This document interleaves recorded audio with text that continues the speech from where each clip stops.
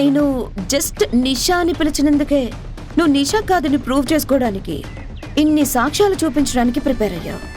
దీన్ని బట్టి ఏం అర్థమవుతుంది?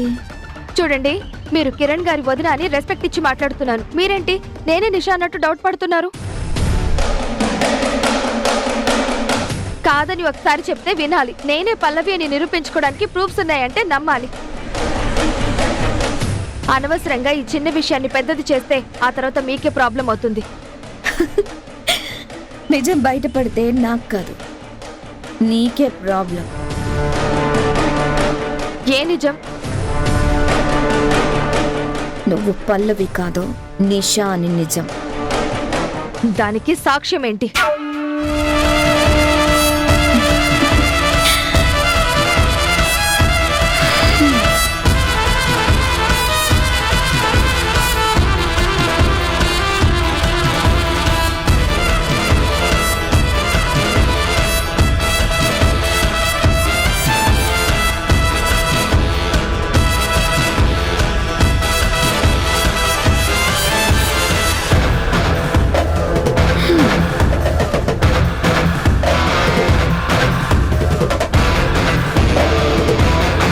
ఈ టాటూయే దానికి సాక్ష్యం.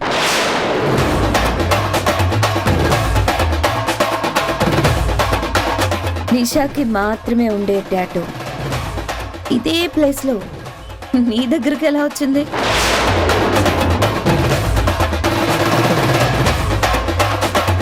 ఇప్పుడేమంటావు?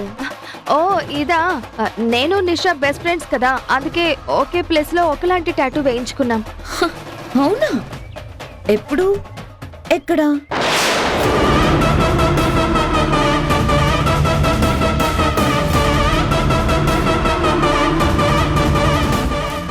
ఇప్పటికైనా చెప్పు, కనిపించకుండా పోయిన నిషా నిజమా? కళ్ళ ముందున్న ఈ పల్లవి చెప్పేది నిజమా?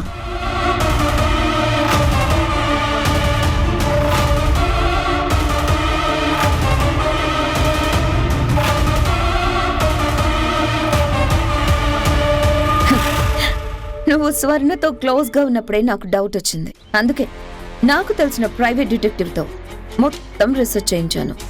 ఆ రీసెర్చ్లోనే నువ్వు పల్లవి కాదు నిషా అని తెలిసింది. ఈ టాటూ నా అనుమానాన్ని నిజం చేసింది.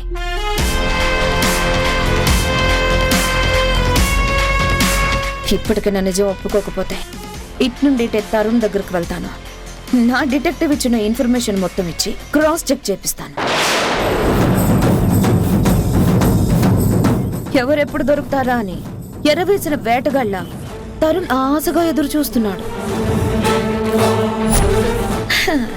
ఈ టైంలో నీ గురించి చెప్తే నువ్వెవరో, నీ పేరు, నీ మొహం ఎందుకు మారిందో మొత్తం కూపీలాగుతాడు.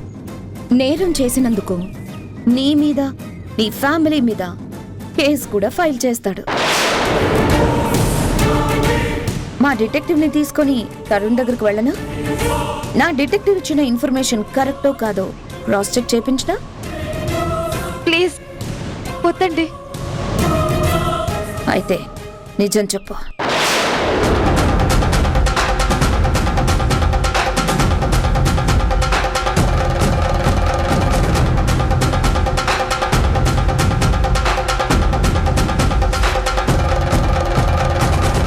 మీ అనుమానం నిజమే, నేనే నిషా. ఏంటి? నిన్ను ఏం చేసైనా సరే నా కాళ్ళ దగ్గరికి రప్పించుకుంటాను.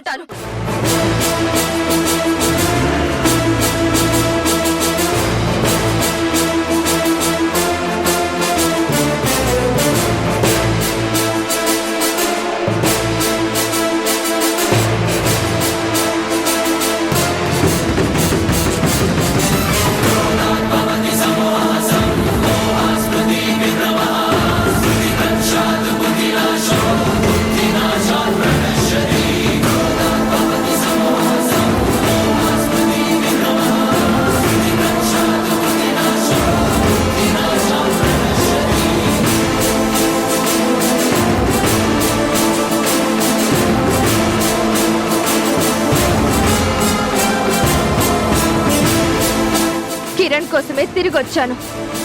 అతన్ని పెళ్లి చేసుకోవడమే లక్ష్యంగా బ్రతుకుతున్నాను.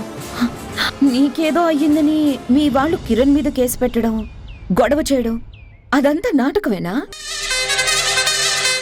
అంటే నువ్వు రివెంజ్ కోసమే రూపం మార్చుకున్నావా? ఇలాంటి స్టంట్లు పాత సినిమాల్లో చూశాను, రియల్ లైఫ్లో ఫస్ట్ టైం చూస్తున్నాను. రివెంజ్ కాదు, పెళ్లి కోసమే ఈ రూపం, ఈ కొత్త నాటకం. నీ విషయంలో పెళ్లి రివెంజ్ రెండు ఒకటే, పెద్ద తేడా ఏం లేదు. కిరణ్కి ఉషా అంటే ప్రాణం, వాళ్ళని విడదీయడం కష్టం అని తెలుసు కూడా. నీ ధైర్యం ఏంటి? ధైర్యం కాదు, ఎలాగైనా దక్కించుకోవాలన్న స్వార్థం. ఉషా కిరణ్లని జంటగా చూడలేని ద్వేషం. మంచితనం నటిస్తూ వాళ్ళకి దగ్గరయ్యాను. అదే మంచితనంతో ఇద్దరిని దూరం చేస్తాను. మరి కిరణ్ నీకు పాజిటివ్గా రెస్పాండ్ అవుతున్నాడా? అవును, అందుకే కదా నేను ప్రొడ్యూసర్గా మ్యూజిక్ ఆల్బమ్కి ఒప్పుకున్నాడు. నా పక్కన యాక్ట్ చేయడానికి కూడా ఓకే చెప్పాడు.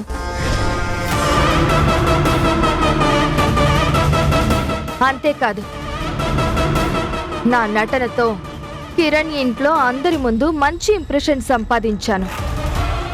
మీ అత్తగారైతే ఒక విధంగా నాకు ఫ్యాన్ అయిపోయారు. ఏంటి నిజమా? మా అత్తగారు అంత ఈజీగా ఎవరిని నమ్మరే. నా నటన ఎవరినైనా నమ్మిస్తుంది, అబద్ధాన్ని ఈజీగా నిజం చేస్తుంది. ఈ టాలెంట్ నీకే కాదు, ఫ్యూచర్లో నాకు కూడా పనికొచ్చేలా ఉంది. మీకా? ఎలా? చెప్తాను కానీ, నువ్వే నిషా అనే నిజం ఇంకెవరికైనా తెలుసా? ఆ డిటెక్టివ్ కనిపెట్టకపోయి ఉంటే మీకు కూడా తెలిసేది కాదు. నన్ను నమ్మో, భయపడో నిజం ఒప్పుకున్న నీ అమాయకత్వాన్ని మెచ్చి ఒక నిజం చెప్పాలనుంది. నేను ఏ డిటెక్టివ్ని పెట్టలేదు, జస్ట్ చీకట్లో రాయి వేశాను.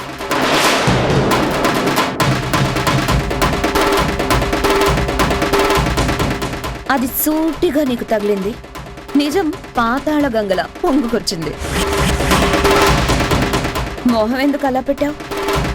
నా ముందు నిజం ఒప్పుకొని మంచి పని చేశావు. శత్రువుకి శత్రువు మిత్రుడైనట్టు నాకు కూడా ఫ్రెండ్ అయిపోయావు. శత్రువుకి శత్రువు అంటే ఉషా కిరణ్లలో మీకు ఎవరి మీద కోపం? వాళ్ళిద్దరి మీదే కాదు, ఆ కుటుంబం మొత్తం అంటే నాకు కోపం. వాళ్ళని ఇంటి నుండి బయటకు పంపించినా నా పగ ప్రతీకారం చల్లారలేదు.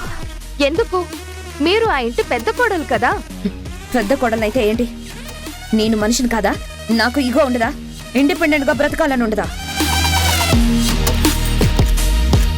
నీ టార్గెట్ కిరణ్తో పెళ్ళైతే నా టార్గెట్ ఆ ఫ్యామిలీని సర్వనాశనం చేయడం, ఆస్తిని అధికారాన్ని నా ఒక్కదాని సొంతం చేసుకోవడం. నువ్వు నాకన్నా డేంజర్లా ఉన్నావు కదా. నాకు నువ్వే డేంజర్లా కనిపిస్తున్నావు.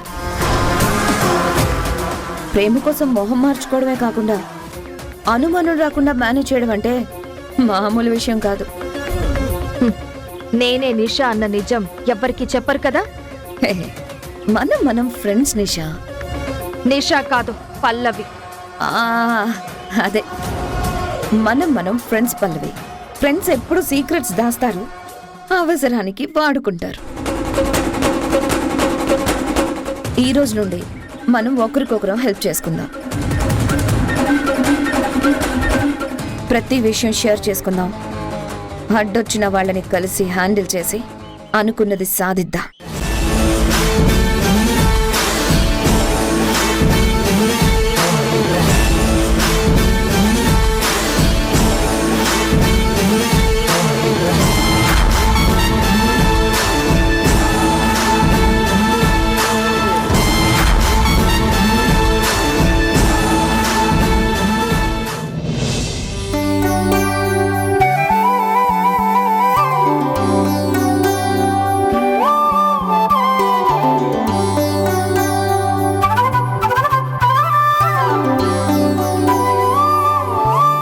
సరే, ఉంటాను.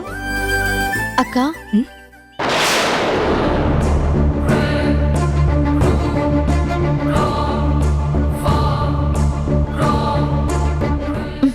అక్క ఆగు. ఏంటి? అక్క, ఇంకెన్ని రోజులు ఇలా ఉంటావు? నీకు కోపం ఉంటే తిట్టు కొట్టు, అంతేకాని నన్ను పరాయి దానిలో చూడొద్దు. చి, అత్తయ్య గారి కోసమే కదా వచ్చావు. లోపలున్నారు, వెళ్ళు. అత్తయ్య గారే కాదక్క, నాకు నువ్వు కూడా కావాలి. నువ్వు నాతో మాట్లాడాలి. నీకు తరుణ్ కంటే సీక్రెట్స్ ఉంటాయి, నాకు తెలియకుండా చెప్పుకునేంత కబుర్లుంటాయి. నాతో మాట్లాడడానికి ఏముంటాయి? అక్క, ఆ దేవుడు సాక్షిగా, నా భర్త సాక్షిగా, నీ విషయంలో నేనే తప్పు చేయలేదు, చెయ్యలేను కూడా. నేనెప్పుడు నీ మంచే. వద్దమ్మా, నువ్వు కోరుకున్న మంచేంటో కల్లారా చూస్తున్నాను కదా.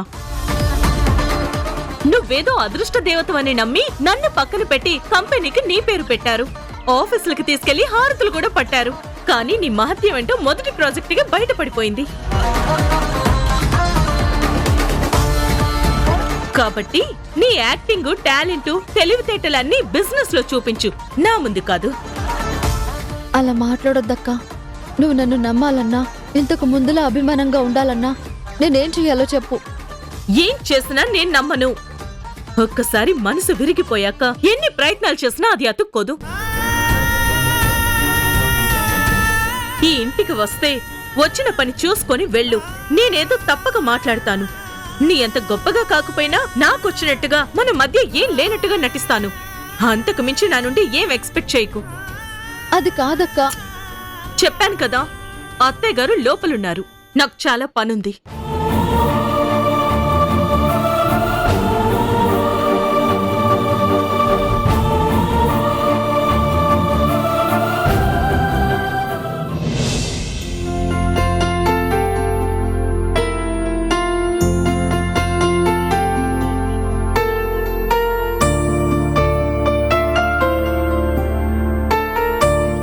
అత్తయ్య,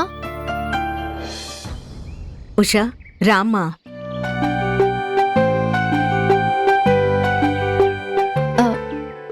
మావయ్య గారు లేరా అత్తయ్య?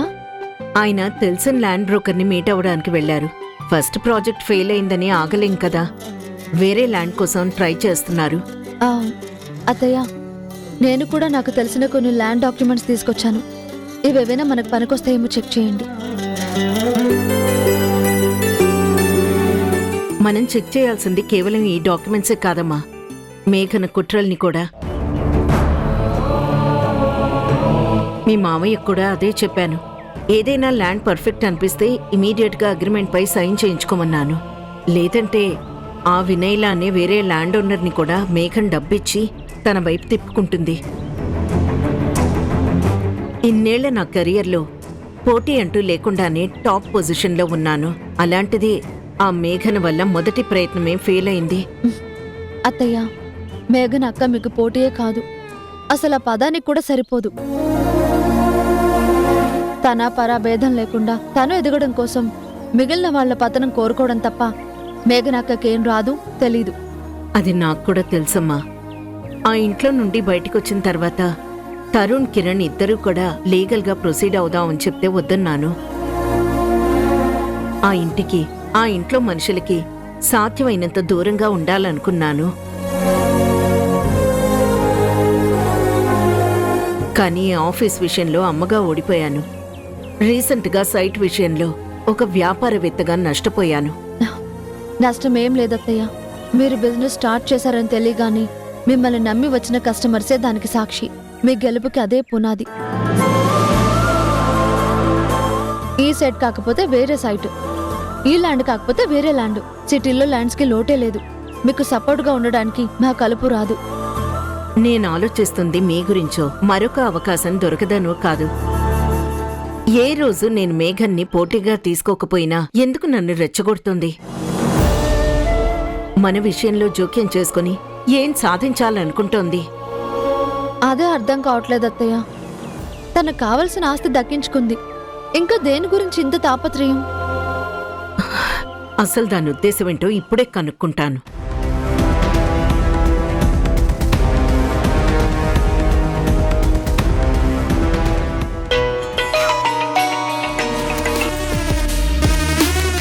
హలో, చెప్పండి కిరణ్మయ్య గారు. ఏంటి పేరు పెట్టి పిలుస్తున్నావు? తల పొగరు అంత పెరిగిందా? ఇందులో పొగరే ఉందండి. వరుసలు కలిపి పిలవడానికి మన మధ్య ఏ బంధం లేదని ఎప్పుడో చెప్పారు కదా. అది మీరు మర్చిపోయినా నేను గుర్తుపెట్టుకున్నాను. నువ్వు గుర్తుపెట్టుకోవాల్సింది నా మాటల్ని కాదు, నా గతాన్ని, నేను జీవితంలో సాధించిన విజయాల్ని. అయ్యో, అవేలా మర్చిపోతానండి. అందుకే కదా ప్రతి విషయంలోనూ జాగ్రత్త తీసుకుంటున్నాను. నీవి జాగ్రత్తలు కాదు, జిత్తుల మారి ఎత్తులు. నేరుగా యుద్ధం చేయడం చేతకాక నా గెలుపుకి అడ్డుపడే కుయుక్తులు. నాకంత తెలుగు రాదు, కానీ నాకు వచ్చిన భాషలో చెప్పాలంటే నేను ఆడింది జస్ట్ సేఫ్ గేమ్. అసలే ఇంట్లో నుండి వెళ్లే ముందు ఛాలెంజ్ చేశారు. సైలెంట్గా ఊరుకుంటే ఎక్కడ ఓడిపోవాల్సి వస్తుందో అని నా వంతు ప్రయత్నాలు నేను చేస్తున్నాను. అది తప్ప కిరణ్మయ్య గారు. ఛాలెంజ్ గెలవడానికి కష్టపడు, మెచ్చుకుంటాను. అంతేకాని నన్ను తొక్కడానికి మనుషుల్ని మచ్చిక చేసుకుంటే మాత్రం నేను క్షమించను. మీ క్షమాపణలు ఎవరు అడిగారు? నాకంత గతి పట్టలేదు, అవసరం కూడా లేదు. మీరు మీలానే ఉండండి, నేను నాలానే ఉంటాను. నా మనసుకు తోచినట్టు చేస్తుంటాను. వీలైతే అడ్డుకోండి, కష్టం అనుకుంటే పక్కకి తప్పుకోండి. నోర్ముయ్, ఎవరికే కష్టం? ఇంతకన్నా తక్కువ స్థాయి నుండి ఎదిగాను. ఆ అనుభవంతో చెప్తున్నాను, ఛాలెంజ్లో గెలిచి చూపిస్తాను. కానీ బయట ప్రపంచం కురుక్షేత్రం కన్నా పెద్ద రణరంగంలా ఉంది కిరణ్మయ్య గారు. ఆచితూచి అడుగేయకపోతే కాంపిటీషన్లో కొట్టుకుపోతారు. ఇన్ని రోజులు నాకు నేనుగా ఎవరికీ పోటీ కాకుండా ఎదగాలనుకున్నాను. ఇప్పుడు కుట్రలు చేసే కాంపిటీటర్ రెడీ అయిందని తెలిసింది కదా. ఈ కిరణ్మయి అంటే ఏంటో మనసు పెడితే నా ఎదుగుదలను ఆపడం ఎంత కష్టమో చూపిస్తాను.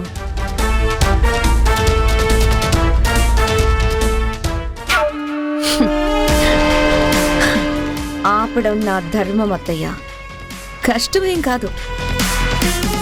ఒక్క షాక్ ఇంత సీరియస్ అవుతుందంటే ముందు ముందు మనం ఇచ్చే మాస్టర్ స్ట్రోక్స్ కి ఏమైపోతుందో.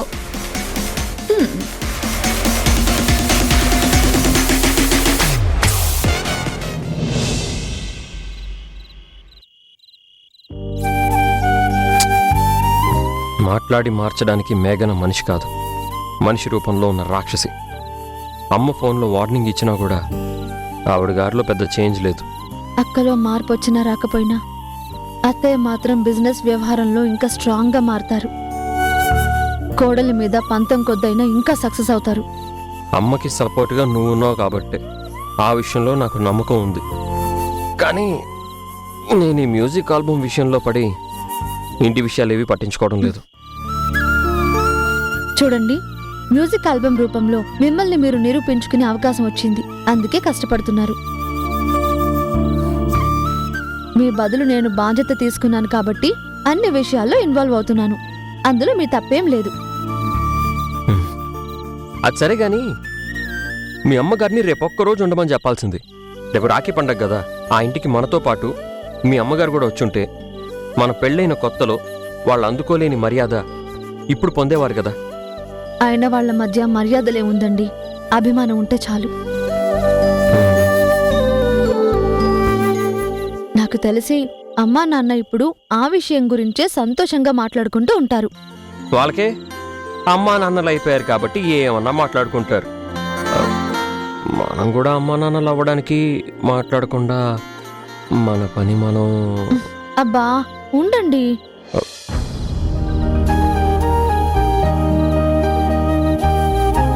అదేంటి ఇప్పటిదాకా బాగానే ఉండి సడన్గా అలా అయిపోయావు?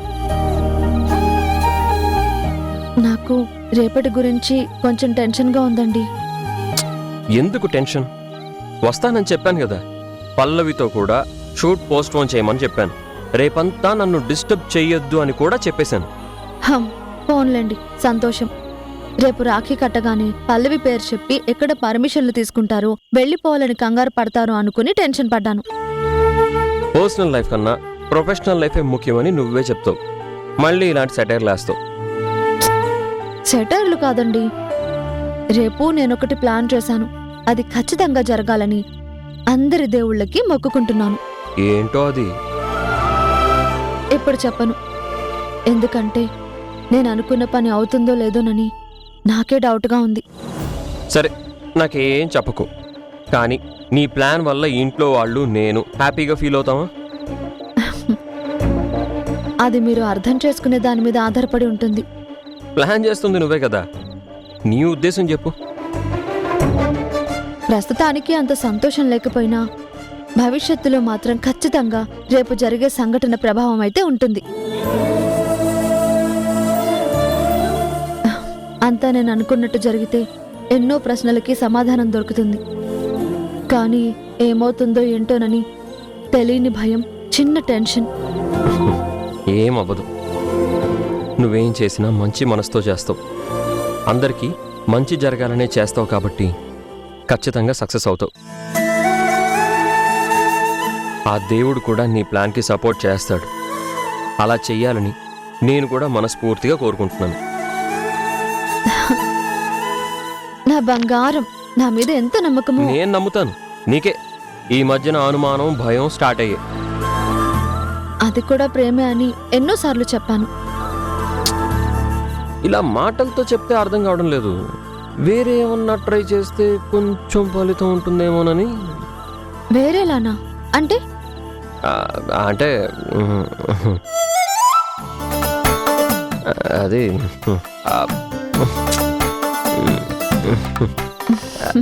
అంత మొహమాట పడకండి, అర్థమైంది. రండి.